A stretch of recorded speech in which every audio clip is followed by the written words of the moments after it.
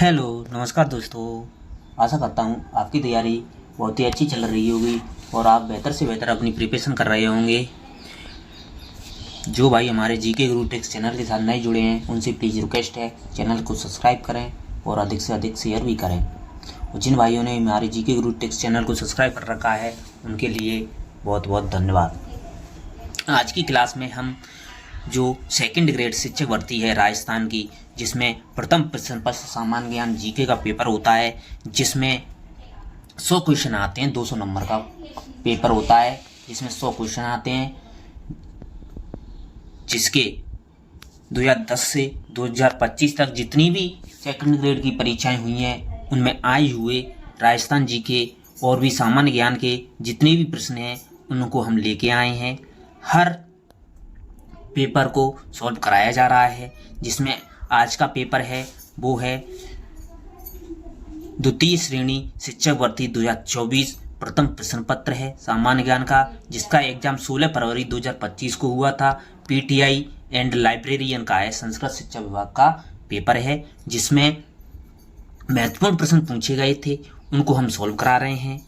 ये previous year paper हैं, वो आपके लिए बहुत ही रामबाण साबित होंगे। तो 2010 से 2025 तक 33 परीक्षाएं हो चुकी हैं सेकंड ग्रेड की, जिसमें आपको हम सॉल्व करा रहे हैं। पहला सॉल्व पेपर है जो संस्कृत शिक्षा विभाग का है, अभी प्रेजेंट में ही 16 फरवरी 2025 को एग्जाम हुआ था, जिसको हम सॉल्व करा रहे हैं। जिसमें हमने पहले पार्ट में हमने 50 क्वेश्चन कराए थे।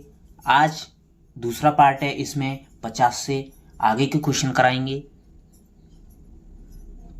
जो भाई हमारे टेलीग्राम चैनल पर जुड़ना चाहते हैं वो वीडियो के डिस्क्रिप्शन में जाएं, टेलीग्राम चैनल को भी ज्वाइन कर सकते हैं, जिस पर आपको महत्वपूर्ण पीडीएफ और इस क्लास की पीडीएफ भी आपको मिलेगी। आज की क्लास को शुरू करते हैं। आज की क्लास का प्रश्न आपकी स्क्रीन पर आने वाला है। हमने 50 तक क्वेश्चन करा दिए थे, 51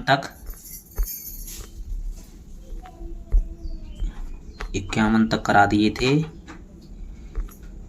यहां तक करा दिए थे। यहां से 52 से चल शुरू करेंगे।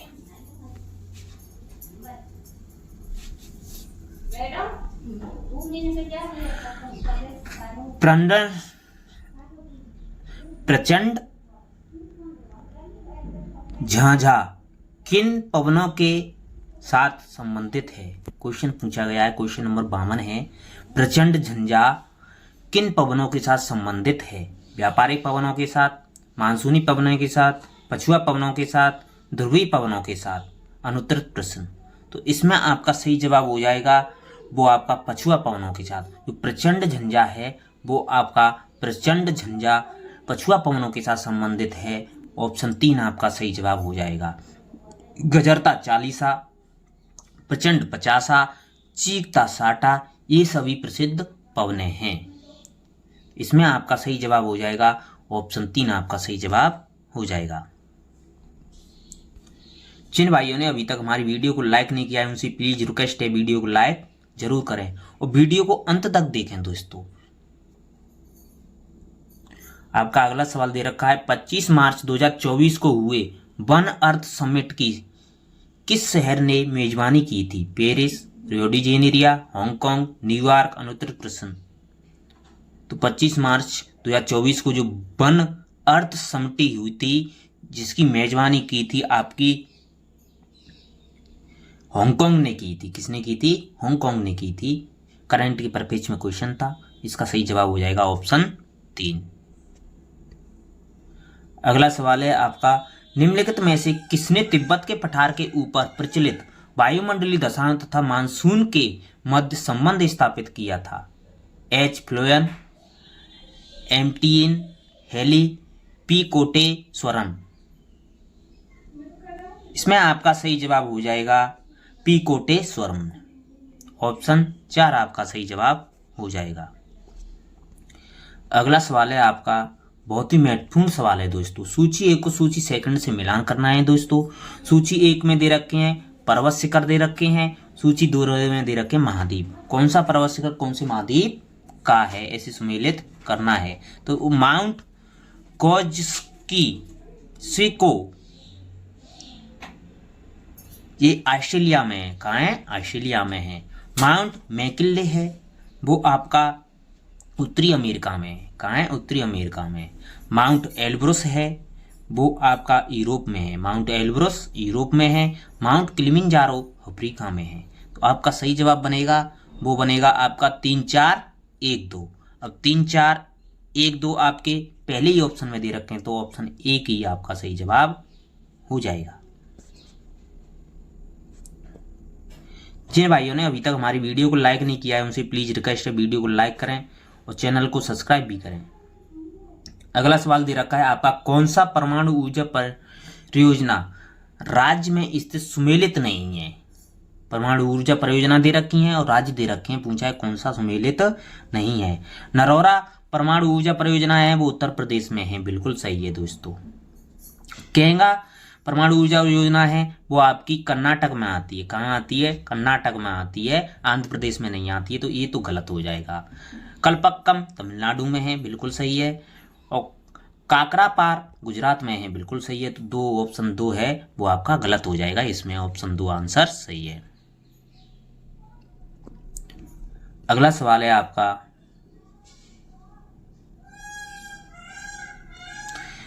एव तथा बरना क्रम से सहायक नदियां हैं। एव और बरना सहायक नदियां पूछी किसकी हैं? कावेरी कृष्णा की, महानदी गोदावरी की, महानदी कृष्णा की, कृष्णा और महानदी की, अनुत्तर प्रश्न। तो एव और बरना सहायक नदियां हैं, वो आपकी महानदी और कृष्णा की सहायक नदियां हैं। महानदी कृष्णा की सहायक नदियां हैं एव और बरना। ऑप्शन 3 आपका सही जवाब हो जाएगा। वर्ल्ड माइग्रेशन रिपोर्ट 2024 के अनुसार 2020 में पुरुष तथा महिला अंतरराष्ट्रीय प्रवासियों का प्रतिशत कितना था? तो ये प्रतिशत था वो आपका 51.9 एवं 48.1 था। तो ऑप्शन 2 आपका सही जवाब होगा इसमें।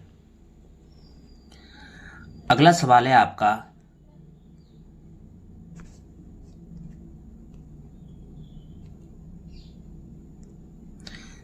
सूला है। पूछा गया कि सूला क्या है? नीलगिरी के उष्णकटिबंधीय वन नहीं। सह्याद्री की तलहटी पर घास के मैदान, ये भी नहीं है। कावेरी डेल्टा के दलीय वन नहीं है। नीलगिरी के शीतोष्ण वन है। तो 16 हैं वो नीलगिरी के कौन से हैं? शीतोष्ण वन है। 16 शीतोष्ण से याद हो जाता है। ऑप्शन 4 आपका सही जवाब हो जाएगा। अगला सवाल दे रखा है आपका, निम्नलिखित में से किसमें सबसे अधिक लवणता है? बाल्टिक सागर में, अंडमान सागर में, लाल सागर में, काला सागर में, अनुत्तर प्रश्न। तो पूछा गया है कि कौन से हैं जिसमें लवणता सबसे अधिक है। सबसे अधिक लवणता पाई जाती है वो आपकी लाल सागर में पाई जाती है। ऑप्शन 3 आपका सही जवाब है। अगला सवाल है, वित्तीय वर्ष 2022 से 2028 के बीच निम्नलिखित राज्यों में से किस राज्य में पीएम मित्र पार्क स्थापित नहीं किया जा रहा है? महाराष्ट्र, कर्नाटक, राजस्थान, तमिलनाडु, अनुत्तर प्रदेश। इसमें आपका सही जवाब होगा वो आपका राजस्थान होगा। राजस्थान में पीएम मित्र पार्क स्थापित नहीं किया जा रहा है। ऑप्शन 3 आपका सही जवाब हो जाएगा। अगला सवाल है आपका, निम्नलिखित राज्यों में से वर्ष 2022-23 में विश्व में पूर्ण रूप से जैविक खेती करने वाला पहला राज्य कौन सा बना? मेघालय, उत्तराखंड, त्रिपुरा, सिक्किम। तो जैविक रूप से कृषि करने वाला पहला राज्य, खेती करने वाला पहला राज्य था वो था आपका सिक्किम। ऑप्शन 4 आपका सही जवाब होगा। जिन भाइयों ने हमारी वीडियो को अभी तक लाइक नहीं किया उनसे प्लीज रिक्वेस्ट है वीडियो को लाइक जरूर करें। अगला सवाल दे रखा है आपका, निम्न में से आईटी बीपीओ क्षेत्र में दूरसंचार विनियमों को हटाने के संदर्भ में नए संशोधित एवं सरलीकृत अन्य सेवा प्रदाता दिशा निर्देशों जो 2020-21 में जारी किए गए में कौन सा सही है? पूछा गया ही कौन कौन से सही है 2021 में जारी किए गए थे। तो पंजीकरण की आवश्यकता को हटाना है, बिल्कुल सही है। अन्य सेवा प्रदाता की परिभाषा को हटाना है, नहीं, ये तो गलत हो जाएगा इसमें। बैंक गारंटी की आवश्यकता हटाना है, बिल्कुल है। घरेलू एवं अंतर्राष्ट्रीय अन्य सेवा प्रदाता के बीच अंतर को समाप्त करना है, ये भी सही है। तो ए, सी और डी आपके सही जवाब हो जाएंगे।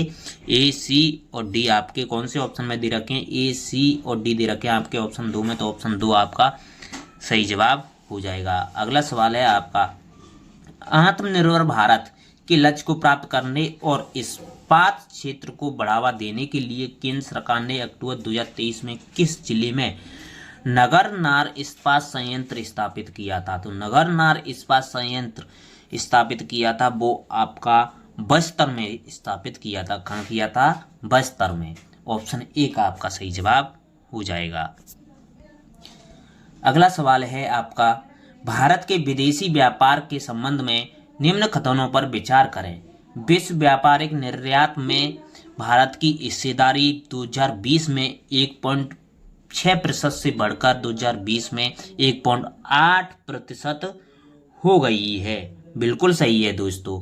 व्यापारिक वस्तु आयातों के मामले में विश्व व्यापार में भारत की रैंक 2020 में 14वीं से बदलकर 2022 में 9वीं हो गई है, ये भी सही है दोस्तों। 2022 में भारत का सेवा निर्यात में 8वां एवं सेवा आयात में 7वां स्थान रहा है, ये गलत है।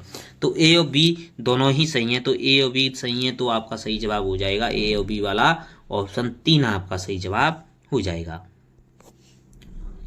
आपका अगला सवाल है, निम्नलिखित में से किस विद्वान ने यह तर्क दिया कि वैश्वीकरण की प्रगति ने लोग अपनी मूल पहचान, भाषा एवं संस्कृति के प्रति जागरूक हो रहे हैं और इससे छोटे देशों की संख्या में वृद्धि हो रही है?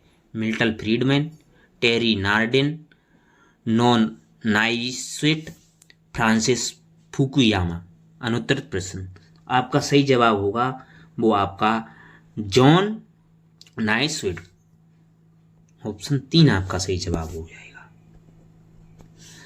अगला सवाल दे रखा है आपका, कमांडर इन चीफ की नियुक्ति की प्रक्रिया का उल्लेख भारत सरकार अधिनियम 1935 की निम्नलिखित में से किस धारा में किया गया है? धारा 4, धारा 6, धारा 3, धारा 5। तो कमांडर इन चीफ की नियुक्ति की प्रक्रिया का उल्लेख किया गया है वो आपका धारा 4 में किया गया है। ऑप्शन 1 आपका सही जवाब हो जाएगा। अगला सवाल है आपका, तमिलनाडु के राजनीतिक दल डीएमके को किस वर्ष विभाजित कर एआईएडीएमके बनाया गया? 1969, 1989, 1972, 1975। तो 1972 में विभाजित किया गया था। ऑप्शन 3 आपका सही जवाब होगा। अगला सवाल है आपका, संयुक्त राष्ट्र के तत्वाधान में भारत में निम्न में से कौन से वर्ष में प्रथम बार शांति सेना को तैनात किया गया था? तो सबसे पहले शांति सेना को तैनात किया गया था वो आपका 1950 में किया गया था। ऑप्शन 1 आपका सही जवाब हो जाएगा। जिन भाइयों ने अभी तक हमारी वीडियो को लाइक नहीं किया है उनसे प्लीज रिक्वेस्ट है वीडियो को लाइक जरूर करें। अगला सवाल दे रखा है, शब्दावली, देश की रक्षा करें और आहन किए जाने पर राष्ट्र की सेवा करें का उल्लेख भारत के संविधान के निम्नांकित में से किस अनुच्छेद में किया गया है? अनुच्छेद 51 का सब क्लोज क, अनुच्छेद 51 का सब क्लोज घ, अनुच्छेद 51 का सब क्लोज ग, अनुच्छेद 51 का सब क्लोज ख। तो ये शब्दावली, देश की रक्षा करें, आहन किए जाने पर राष्ट्र की सेवा करें, इस शब्दावली का उल्लेख किया गया है वो आपका अनुच्छेद 51 क के सब क्लोज घ में किया गया है। ऑप्शन 2 आपका सही जवाब हो जाएगा। 42वें संविधान संशोधन 1976 के द्वारा एक नया भाग 4A जोड़ा गया था जिसका संबंध मूल कर्तव्यों से था। ये मूल कर्तव्यों में दे रखा है। आपका अगला सवाल है, भारत के संविधान के अनुसार राष्ट्रपति को उसके पद से निम्नलिखित में से किस आधार पर महाभियोग द्वारा हटाया जा सकता है? संविधान द्वारा अतिक्रमण, साबित कदाचार, साबित अक्षमता, भ्रष्ट आचरण। अनुत्तरित प्रश्न, जो भारत का राष्ट्रपति होता है उसको अनुच्छेद 61 के तहत महाभियोग प्रक्रिया के द्वारा हटाया जा सकता है, जिसमें जो संविधान का अतिक्रमण करेगा तो उसको हटाया जा सकता है। ऑप्शन सिद्ध कदाचार, संविधान का अतिक्रमण। ऑप्शन एक आपका सही जवाब हो जाएगा। अगला सवाल है आपका, भारत की स्वतंत्रता के पश्चात नागरिकता संबंधी संवैधानिक उपबंध निम्नलिखित में से किस दिनांक को लागू किए गए थे? तो नागरिकता संबंधी उपबंध लागू किए गए थे स्वतंत्रता के बाद, वो आपके 26 नवंबर 1949 को किए गए थे। एक ऑप्शन 3 आपका सही जवाब हो जाएगा। आपका अगला सवाल है, भारत की प्रभुता और अखंडता शब्दावली को भारत के संविधान के अनुच्छेद 19(2) में निम्नलिखित में से कौन से संविधान संशोधन अधिनियम द्वारा अंततः स्थापित किया गया था?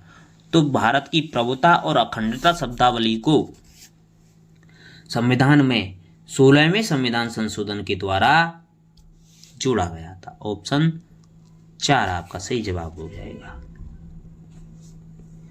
अगला सवाल है आपका, भारत के संविधान ने निम्नलिखित में से किस अनुच्छेद में शब्दावली प्रधानमंत्री के कर्तव्यों का उल्लेख किया गया है? तो प्रधानमंत्री के कर्तव्यों का उल्लेख किया गया है वो अनुच्छेद 78 में किया गया है। ऑप्शन 3 आपका सही जवाब, वो ऑप्शन 2 आपका सही जवाब हो जाएगा। अगला सवाल है आपका, भारत शासन अधिनियम 1919 के प्रावधानों के अंतर्गत निम्नलिखित में से कौन सा विषय केंद्रीय विषय की सूची में सम्मिलित नहीं था? जनगणना एवं सांख्यिकी, अकाल राहत, बंदरगाह, सीमा शुल्क। तो आपका जो अकाल राहत कार्य थे वो आपके 1919 के प्रावधानों में नहीं थे। ऑप्शन 2 आपका सही जवाब हो जाएगा। अगला सवाल है आपका, भारत की संविधान सभा में सदस्यों की संख्या की दृष्टि से सबसे बड़ी समिति कौन सी थी? तो सबसे बड़ी समिति कौन सी थी? संघ संविधान समिति, प्रांतीय संविधान समिति, संघ शक्ति समिति, मौलिक अधिकारों, अल्पसंख्यकों और जनजाति एवं बहिष्कृत क्षेत्रों का सलाहकार समिति। तो इसमें सबसे बड़ी समिति थी वो आपकी मौलिक अधिकारों और अल्पसंख्यकों और जनजाति एवं बहिष्कृत क्षेत्रों का सलाहकार समिति थी।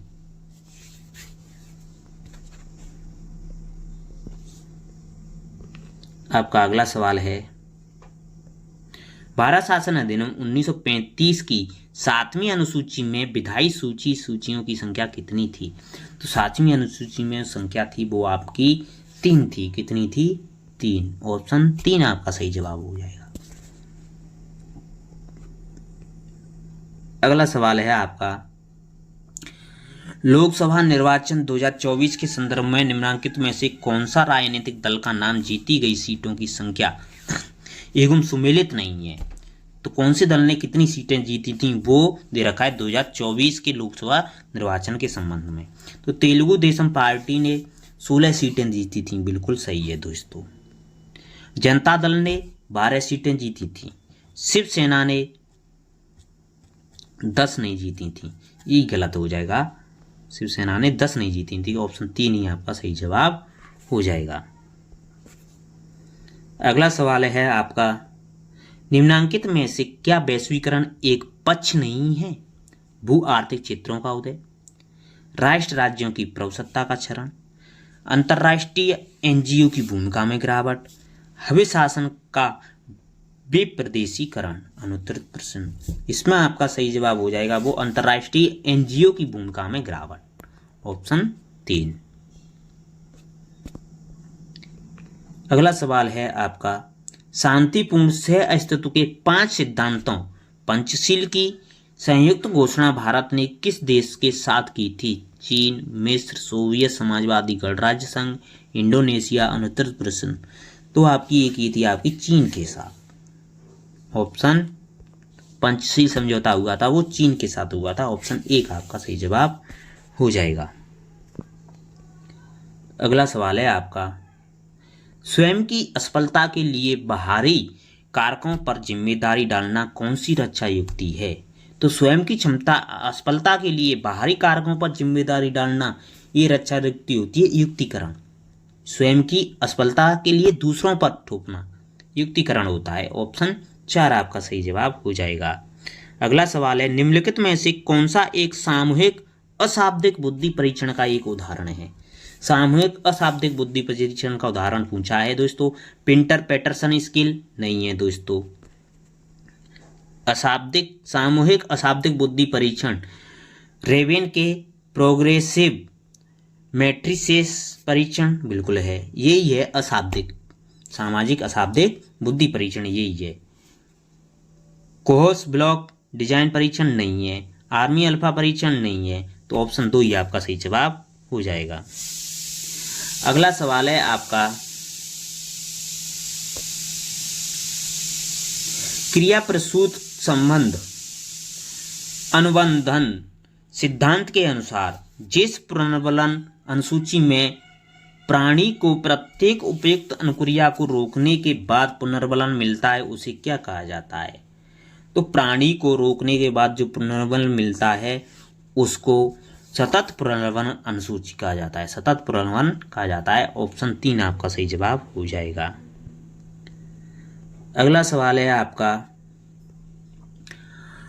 आइजेंक के अनुसार व्यक्तित्व का प्रकार जिसमें व्यक्ति सांवेगिक नियंत्रण कम होता है, इच्छा शक्ति कमजोरी होती है तथा सामाजिकता का अभाव होता है उसे क्या कहा जाता है? मनोविकृत व्यक्तित्व, स्नायु विकृत, उभयमुखी व्यक्तित्व, अंतर्मुखी व्यक्तित्व, अनुत्तरित प्रश्न। तो उसे कहा जाता है वो आपका अंतर्मुखी व्यक्तित्व कहा जाता है। ऑप्शन 3 आपका सही जवाब हो जाएगा। अगला सवाल है आपका संवेगात्मक बुद्धि का घटक। इसमें व्यक्ति दूसरों के अभिप्रेरणा एवं संवेगों को समझता है तथा उनकी पर्याप्त पहचान करता है, उसे पुनरानुभूति भी कहा जाता है। क्या कहा जाता है? पुनरानुभूति कहा जाता है, परानुभूति कहा जाता है, परानुभूति। ऑप्शन 2 आपका सही जवाब हो जाएगा।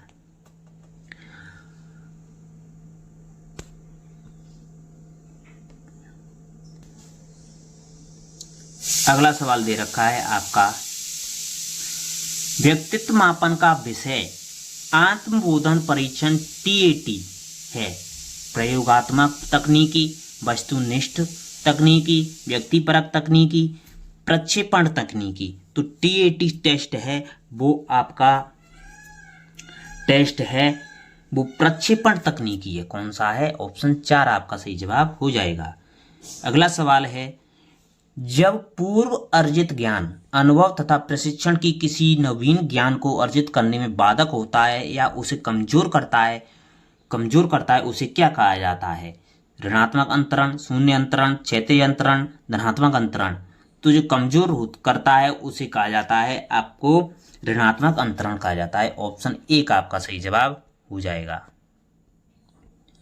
अगला सवाल है आपका एरिक्सन के सिद्धांत में कौन सी मनोसामाजिक अवस्थाएं स्वायत्तता बनाम लज्जा से पहले और बाद में आती है? स्वायत्तता बनाम लज्जा से पहले और बाद में आती है वो आपकी आती है विश्वास बनाम अविश्वास, पहल बनाम गिलानी बाद में आती है, विश्वास एवं अविश्वास पहले आती है। तो ऑप्शन 4 में दे रखा है विश्वास बनाम अविश्वास पहले आती है, पहल बनाम गिलानी है वो आपकी बाद में आती है।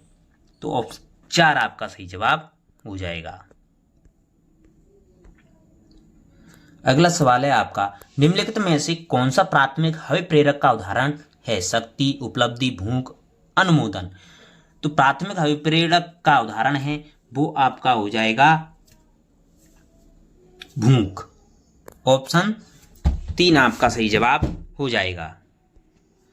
अगला सवाल है आपका निम्नलिखित में से कौन से कथन सही हैं? पूछा गया है कौन से कथन हैं वो आपके सही हैं। तो उच्च उपलब्धि अभिप्रेरक वाले व्यक्ति साधारण कठिनाई वाले कार्य करना अधिक पसंद करते हैं, बिल्कुल सही है। उच्च उपलब्धि अभिप्रेरक वाले व्यक्ति वो कार्य अधिक करते हैं जिसके आधार पर उनकी तुलना अन्य व्यक्तियों के साथ की जा सके, बिल्कुल सही है। उच्च उपलब्धि अभिप्रेरक वाले व्यक्ति अपनी आकांक्षा स्तर को उच्च रखते हैं, ये भी सही है। तीनों ही सही हैं। तो ABC तीनों ही सही हैं तो वो आपका सही जवाब हो जाएगा। ABC तीनों ही सही हैं तो ऑप्शन 2 आपका सही जवाब हो जाएगा।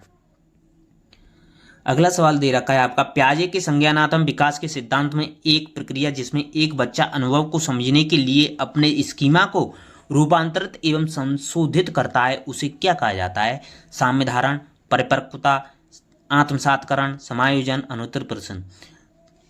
जो व्यक्ति है, एक बच्चा है, अनुभव को समझने के लिए अपने स्कीमा को रूपांतरित एवं संशोधित करता है उसे कहा जाता है समायोजन कहा जाता है। ऑप्शन 4 आपका सही जवाब हो जाएगा। अगला सवाल है आपका, अधिगम के रचनावादी सिद्धांत पर आधारित अनुदेशनात्मक प्रतिमान जिसमें शिक्षक एक सहजकर्ता के रूप में कार्य करता है, शिक्षक एक सहजकर्ता के रूप में कार्य करता है उसे क्या कहते हैं? अवधारणा मानचित्रण, विचार मंथन प्रतिमान, 5E प्रतिमान, 4E प्रतिमान, अनुत्तर प्रश्न। तो जो शिक्षक होता है वो एक सहजकर्ता के रूप में कार्य करता है उसे कहा जाता है 5E प्रतिमान कहा जाता है। ऑप्शन 3 आपका सही जवाब हो जाएगा। अगला सवाल है आपका, कोहलबर्ग के सिद्धांत के अनुसार नैतिक विकास का कौन सा स्तर कानून एवं व्यवस्था अभिविन्यास से जुड़ा हुआ है? छड़ीगत स्तर, उत्तर रूढ़िगत स्तर, पूर्व नैतिक स्तर, प्राक रूढ़िगत स्तर। तो कोहलबर्ग के सिद्धांत के अनुसार जो नैतिक विकास का स्तर है वो कानूनी व्यवस्था की अभिविन्यास से जुड़ा है, वो है आपका छड़ीगत स्तर। ऑप्शन 1 आपका सही जवाब हो जाएगा। अगला सवाल है आपका, शिक्षा मनोविज्ञान के क्षेत्र के निम्नलिखित में से किस घटक में सीखने के सिद्धांत, स्मृति एवं विस्मृति, संप्रत्यय निर्माण तथा समस्या समाधान आदि प्रकरण सम्मिलित किए जाते हैं? वो किस में किए जाते हैं? सीखने से संबंधित परिस्थितियों में, सीखने संबंधी अनुभव में, सीखने की प्रक्रिया में, अध्यापक में। तो ये सभी सम्मिलित किए जाते हैं, वो आपके सीखने की प्रक्रिया में किए जाते हैं। ऑप्शन 3 आपका सही जवाब हो जाएगा। अगला सवाल है आपका, शिक्षा मनोविज्ञान शिक्षा का विज्ञान यह परिभाषा किसके द्वारा दी गई थी? स्टीफन, पील, कोलसेनिक, ट्रो। तो शिक्षा मनोविज्ञान शिक्षा का विज्ञान है, यह परिभाषा दी गई थी आपकी पील के द्वारा दी गई थी, पील महोदय के द्वारा दी गई थी। ऑप्शन 2 आपका सही जवाब हो जाएगा। अगला सवाल है, E.L. थार्नडाइक के अनुसार कौन सा बुद्धि का एक प्रकार है? भाषाई बुद्धि, अमूर्त बुद्धि, सांगीतिक बुद्धि, स्थानिक बुद्धि। तो थार्नडाइक के अनुसार बुद्धि का प्रकार है वो आपका हो जाएगा अमूर्त बुद्धि का प्रकार। ऑप्शन 2 आपका सही जवाब हो जाएगा। ऑप्शन 2। अगला सवाल है आपका, निम्नलिखित में से किस प्रकार के बच्चों की शिक्षा हेतु संबंधित कार्यक्रम योजना लागू की जानी चाहिए? विशेष आवश्यकता वाले बालक, धीमी गति से सीखने वाले बालक, अपराधी, प्रतिभाशाली बालक। तो जो बच्चों की शिक्षा हेतु संबंधित कार्यक्रम योजना लागू की जानी चाहिए वो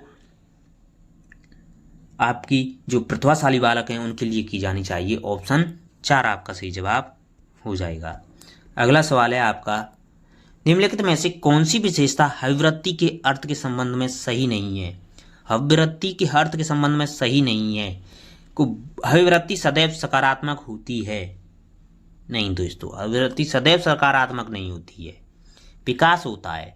तो ये तो गलत ही हो जाएगा, एक वो गलत ही पूछा है, तो यही ऑप्शन आपका सही जवाब हो जाएगा। अभिवृत्ति की प्रकृति वातावरण जन्य होती है, बिल्कुल सही। अभिवृत्ति व्यक्तिगत होती है, बिल्कुल सही। अभिवृत्ति के विकास में संवेगात्मक कारकों की महत्वपूर्ण भूमिका होती है, ये भी सही है। तो ऑप्शन 1 ही गलत है, ऑप्शन 1 आपका इसमें जवाब हो जाएगा।